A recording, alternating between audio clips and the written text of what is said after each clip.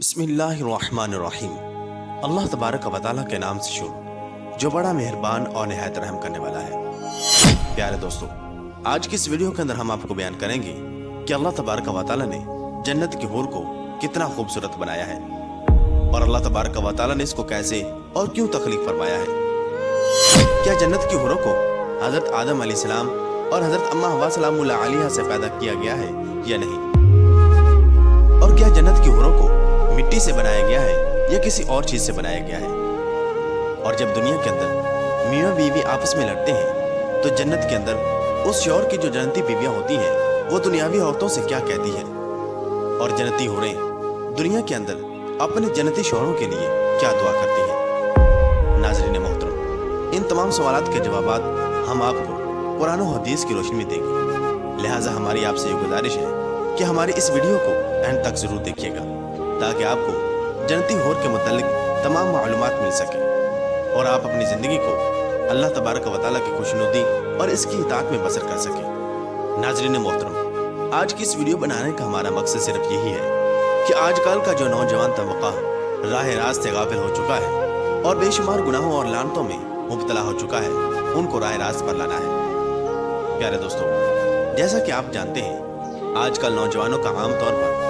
اللہ تبارک و تعالیٰ کی نافرمانیوں میں مبتلا ہونا، دنیاوی لہو و لعب، گندے ڈائجسٹ اور ناولوں کا پڑھنا، غلیظ میگزینوں اور اخبار اور رسالوں میں اپنے شوق کو پورا کرنا، نیم برنہا تصاویر، ٹی وی، سینما بینی کی لعنت میں پڑنا اکثر و بیشتر عورتوں کی وجہ سے ہوتا ہے۔ اگر ان کے سامنے جنت کی حسین و جمیل حوروں اور عورتوں کا نقشہ ہو، وہ اس کے پڑھنے اور دیکھنے سے ان موجودہ غلاظتوں سے اپنے آپ کو محفوظ کر کے اللہ تبارک و تعالیٰ کی رضا اور خوشنودی کو حاصل کر سکتے ہیں کہ وہ اپنی زندگی کو قرآن و سنت کے مطابق گزاریں، نیک اعمال کریں اور گناہوں سے بچیں، تو اللہ تبارک و تعالیٰ ان کو جنت نصیب فرمائے گا۔ ناظرین محترم، حافظ ابن قیم رحمۃ اللہ تعالی علیہ اپنی کتاب میں حوروں کے حسن جمال کو بیان کرتے ہوئے کہتے ہیں کہ جنت میں اللہ تبارک و تعالیٰ کے نیک بندوں کی جو بیویاں ہوں گی وہ خوبصورت اور ہم عمر ہوں گی، جوان ہوں گی، گلاب کے پھول اور سیب کی طرح حسین ان کے رخسار ہوں گے اور موتیوں کی لڑی کی طرح ان کے چمکیلے دانت ہوں گے، ان کی کمروں میں باریکی ہوگی، ان کے چہروں کا حسن ایسا ہوگا کہ سورج ان کے گرد گردش کر رہا ہے، جب وہ مسکرائے گی تو اس کے دانتوں کے درمیان سے چمک نکلے گی اور جنتی آدمی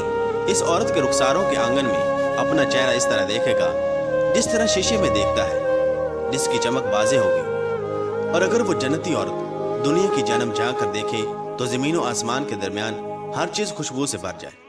اور مخلوق کی زبانیں اللہ تبارک و تعالیٰ کی تکبیر اور تسبیح پکارنے لگے اور مشرق و مغرب کے درمیان ہر چیز اس کی وجہ سے جگمگا اٹھے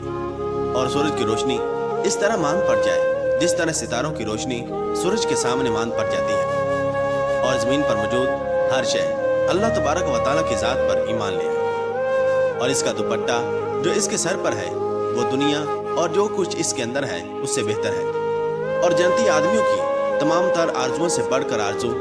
اس کا اس عورت سے وصال ہوگا۔ وہ وقت گزرنے کے ساتھ حسن و جمال میں زیادہ ہوتی چلی جائے گی اور مدت کا گزرنا اس کی محبت اور وصال کو زیادہ کر دے گا۔ وہ حمل اور ولادت، حیض اور نفاس سے پاک ہوگی، ناک کے سینگ اور تھوک اور پیشاب اور پیخانہ اور ہر قسم کے میل کچیل سے پاک ہوگی، نہ اس کی جوانی ختم ہوگی، نہ اس کے کپڑے پرانے ہوں گے اور نہ اس کے حسن و جمال میں کمی واقع ہوگی اور نہ اس کے وصال کی خوشبو اکتاہٹ میں ڈالے گی۔ بے شک وہ اپنی نظر اپنے خامد تک محدود رکھے گی اور اس کے سوا کسی کی جانب نظر نہیں اٹھائے گی اور وہ آدمی بھی اپنی نظر اس عورت تک محدود رکھے گا کیونکہ وہ عورت اس کی آرزوؤں اور چاہت کی انتہا ہوگی۔ اگر وہ آدمی اس کی طرف دیکھے گا تو وہ اس کو خوش کر دے گی، اگر وہ اس کو کسی کام کا حکم دے گا تو اس کی اطاعت کرے گی، اگر وہ اس سے غائب ہوگا تو وہ اس کی عزت و آبرو کی حفاظت کرے گی۔ اور سب سے بڑھ کر یہ کہ اس سے پہلے اس عورت کو نہ کسی انسان نے ہاتھ لگایا ہوگا اور نہ کسی جن نے۔ ناظرین محترم، سورہ بقرہ میں اللہ تبارک و تعالیٰ یوں ارشاد فرماتا ہے، اور اے محمد صلی اللہ تعالی علیہ وسلم، آپ خوشخبری دیں ان لوگوں کو جو ایمان لائے اور انہوں نے اچھے کام کیے کہ بے شک ان کے لیے ایسے باغات ہیں جن کے نیچے سے نہریں چلتی ہیں जब कभी इन्हें इसके फल खाने को दिए जाएंगे तो वो कहेंगे, ये तो वही है जो हमें इससे पहले दिए गए थे, और वो पहले फल से मिलते जुलते दूसरे फल दिए जाएंगे, और इनके लिए इस जन्नत में पाकीज़ा बीवियां होंगी और वो इसमें हमेशा रहेंगी। प्यारे दोस्तों, हूरों की तख्लीक के हवाले से हज़रत अनस रज़ियल्लाहु तआला अन्हु कहते हैं कि नबी करीम सल्लल्लाहु अलैहि वसल्लम ने इरशाद फरमाया, हूर ऐन को ज़अफ़रान से पैदा किया गया है, बहवाला बहकी शरीफ। और हज़रत अबू उमामा रज़ियल्लाहु तआला अन्हु बयान करते हैं कि हुज़ूर अक़दस सल्लल्लाहु अलैहि वसल्लम ने इरशाद फरमाया कि हूर ऐन को ज़अफ़रान से पैदा किया गया है, बहवाला तिबरानी शरीफ। और हज़रत अबू सलमा बिन अब्दुर्रहमान रहमतुल्लाहि तआला अलैह फरमाते हैं कि अल्लाह तबारक व तआला के दोस्त के लिए जन्नत में ऐसी बीवियाँ होंगी जिसको हज़रत आदम अलैहिस्सलाम और हज़रत अम्मा हवा सलामुल्लाह अलैहा ने नहीं जना होगा, बल्कि वो तो ज़अफ़रान से पैदा की गई होगी। और हज़रत ज़ैद बिन अबी सलमा रहमतुल्लाहि तआला अलैह कहते हैं कि अल्लाह तबारक व तआला ने हूर ऐन को मिट्टी से पैदा नहीं किया, बल्कि कस्तूरी, काफूर और ज़अफ़रान से पैदा किया है। और नबी करीम सल्लल्लाहु अलैहि वसल्लम से हूरों के बारे में दरियाफ्त किया गया कि इनको किस चीज़ से बनाया गया है, तो आप सल्लल्लाहु अलैहि वसल्लम ने इरशाद फरमाया, 3 चीज़ों से पैदा की गई है। इनका निचला हिस्सा मुश्क यानी कि कस्तूरी का है, और दरमियानी हिस्सा अंबर का है, और ऊपर का हिस्सा काफूर का है। इनके बाल और अबरू स्याह नूर से इनका खत खींचा गया है, बहवाला तिरमिज़ी शरीफ। और हज़ूर अक़दस सल्लल्लाहु अलैहि वसल्लम से रिवायत है कि आप सल्लल्लाहु अलैहि वसल्लम ने इरशाद फरमाया कि मैंने हज़रत जिब्राईल अलैहिस्सलाम से पूछा और कहा कि मुझे बतलाओ कि अल्लाह तबारक व तआला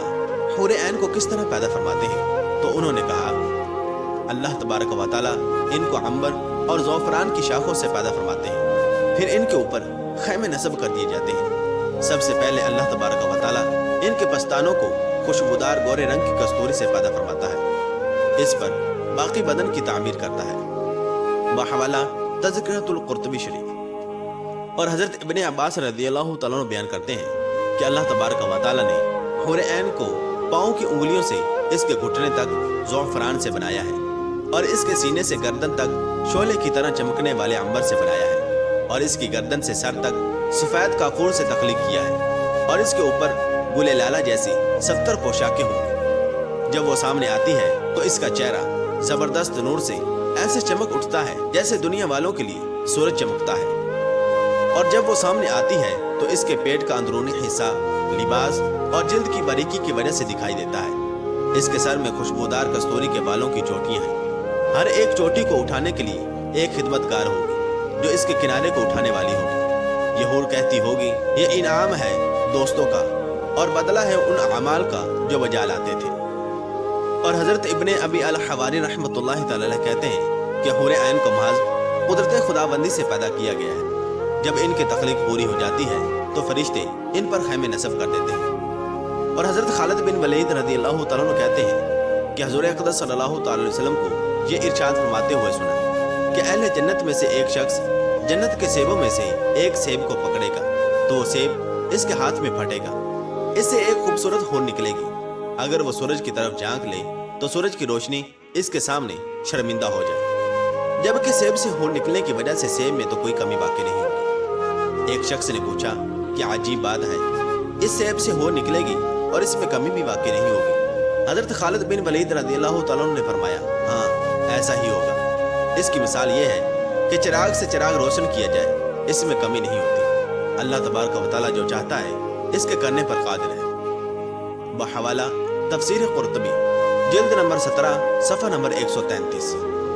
और हज़रत इक्रमा रज़ियल्लाहु तआला अन्हु रिवायत करते हैं कि नबी करीम सल्लल्लाहु अलैहि वसल्लम ने इरशाद फरमाया कि हूर ऐन तादाद में तुमसे बहुत ज़्यादा है। वो अपने खामदों के लिए दुआ करती हैं कि ऐ अल्लाह मेरे इस खामद के दीन के मामले में मदद फरमा और इसके दिल को इताअत की तरफ मुतवज्जे फरमा, और या अरहमर राहिमीन अपने क़ुर्ब के साथ इसको हम तक पहुँचा दे। और हज़रत मुआज़ बिन जबल रज़ियल्लाहु तआला अन्हु रिवायत करते हैं कि नबी करीम सल्लल्लाहु अलैहि वसल्लम ने इरशाद फरमाया कि कोई औरत दुनिया में जब भी अपने खामद को इज़ा और तकलीफ पहुँचाती है तो इसकी बीवी हूर ऐन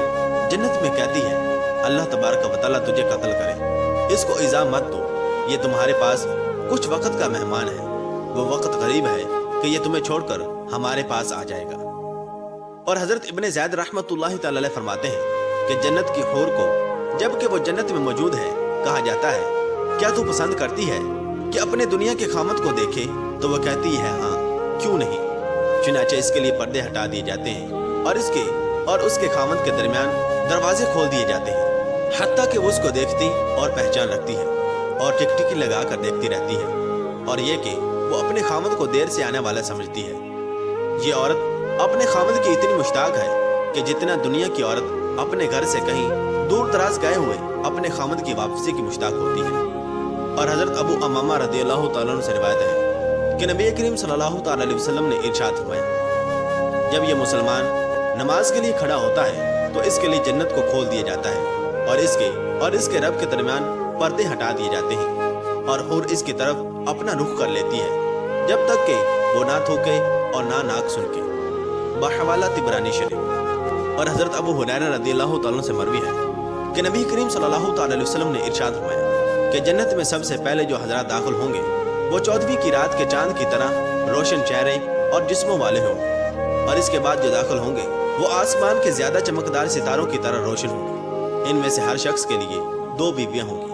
جن کی پنڈلیوں کا گودا گوشت کے اندر سے جھلکتا ہوا نظر آئے گا، اور جنت میں کوئی انسان بغیر اہل خانہ کے نہیں ہوگا۔ بحوالہ بخاری شریف۔ اور حضرت ابو سعید خدری رضی اللہ تعالیٰ عنہ سے روایت ہے کہ نبی کریم صلی اللہ تعالیٰ علیہ وسلم نے ارشاد فرمایا کہ ادنیٰ درجے کے جنتی کے 80,000 خدام ہوں گے اور 72 بیویاں ہوں گی۔ ہر ایک جنتی کے لیے لؤلؤ، یاقوت اور زبرجد کا ایک قبہ نصب کیا جائے گا جس کی لمبائی جابیہ سے صنعاء تک ہوگی۔ پیارے دوستو، جنت اور اس کی نعمتیں ہمیشہ رہنے والی ہیں اور آخرت کی زندگی نہ ختم ہونے والی ہے۔ اب یہ فیصلہ آپ نے کرنا ہے کہ دنیا کے اندر زنا کاری کر کے، بد نگاہی کر کے، قتل و غارت کر کے، شراب، سود خوری، رشوت ستانی اور دیگر گناہوں میں ملوث ہو کر اپنی آخرت کی زندگی کو تباہ کرنا ہے، یا پھر یہاں پر تقویٰ کو اختیار کر کے اپنی زندگی قرآن و سنت کے مطابق گزار کر آخرت کی زندگی کو سنوارنا ہے۔ کیونکہ حضور نبی کریم صلی اللہ تعالی علیہ وسلم نے ارشاد فرمایا الدنیا بذرۃ الآخرہ، کہ یہ جو دنیا ہے یہ آخرت کی کھیتی ہے، یہاں پر جیسا کرو گے آخرت میں ویسا کاٹو گے۔ پیارے دوستو، عقل مند وہی شخص ہے جو اس فانی اور عارضی دنیا کو ترک کر کے اپنی آخرت کو سنوارے جو کہ ہمیشہ رہنے والی ہے، جہاں پر یا تو انسان کو جنت ملے گی یا پھر جہنم۔ اس لیے ہمیں